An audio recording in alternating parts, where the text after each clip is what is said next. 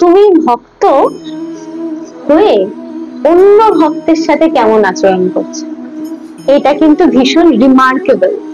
তুমি যেই কণ্ঠী ধারণ করেছো তার মানে কিন্তু তুমি ভগবানের হাত ধরেছো, কিন্তু ধরার পরে পরে কিন্তু তোমাকে যেই যেই জিনিসগুলো তোমাকে মানতে হবে সেগুলো যদি না মানো, তখন কিন্তু ভগবান সব নকডাউন করে রাখে যে তুমি হাত ধরে এই সমস্ত আচরণগুলো করছো।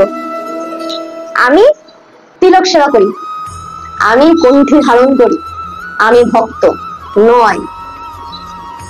আমি তিলক সেবা করি না, আমি কণ্ঠেও সেই অর্থে ধারণ করতে পারি না, কিন্তু আমি মনে প্রাণে আরেকটি ভক্তের ব্যাপারে আমি ভালো কামনা করি। আর যে দুটোই করে, কণ্ঠেও ধারণ করে, তিলক সেবাও করে, অথচ অন্যের সমালোচনা করে না, অন্যের নিন্দে করে না, অন্য ভক্তের মনে ব্যথা দেয় না।